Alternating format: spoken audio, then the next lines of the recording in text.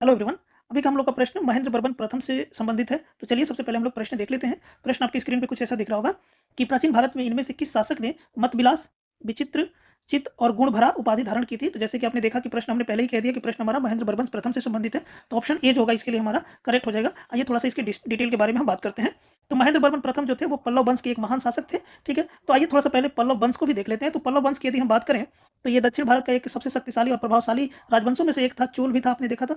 इसके साथ आपको देखना है कि पल्लव वंश का जो समय काल है वो 4वीं शताब्दी से 9वीं शताब्दी तक माना जाता है। लेकिन अगर वास्तविक संस्थापक की बात करें तो वो श्री विष्णु थे, जो कि आपको ये समय काल में देखते हैं। ठीक है, तो ये बेसिकली जो है कि ये 6th सेंचुरी की बात कर रहा है। ठीक है, तो वास्तविक संस्थापक इसके श्री विष्णु हैं। ठीक है, अगर हम इसकी और भी बातें करें तो जो है कि महेंद्र बर्मन श्री विष्णु के ही पुत्र हैं और जो है कि नरसिंह बर्मन जो है कि बेसिकली महेंद्र बर्मन के पुत्र हैं। प्रश्न हमारा इन्हीं महेंद्र बर्मन प्रथम से संबंधित है। तो चलिए सबसे पहले बात कर लेते हैं महेंद्र बर्मन की।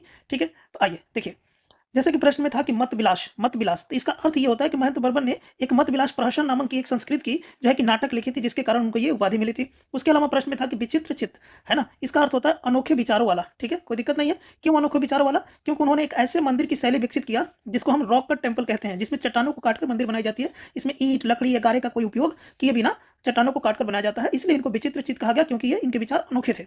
उसके अलावा गुण भर की इन्होंने उपाधि धारण की, गुणों से भरा हुआ। ठीक है, आपको उनका व्यक्तित्व ही देख के समझ रहे होंगे कि उनका व्यक्तित्व बेसिकली योग्यता और चारित्रिक गुणों को दर्शाता है, इसलिए उनको गुण भर भी कहा जाता है। ठीक है, अगर कुछ एक्स्ट्रा बातें करें तो इनके पिता जो सिंह विष्णु थे, ये महेंद्र बर्मन प्रथम के पिताजी थे, उन्होंने अवनी सिंह की उपाधि धारण की थी। उसके अलावा जो नरसिंह बर्मन प्रथम थे, जो महेंद्र बर्मन के पुत्र थे, बेसिकली उन्होंने महामल की उपाधि धारण की थी। ठीक है, उसके अलावा बतापी कुंड की भी उपाधि इन्होंने ही धारण की थी। ये कुछ एक्स्ट्रा बातें हैं जो आपको ध्यान रखना है। चलिए, थैंक यू।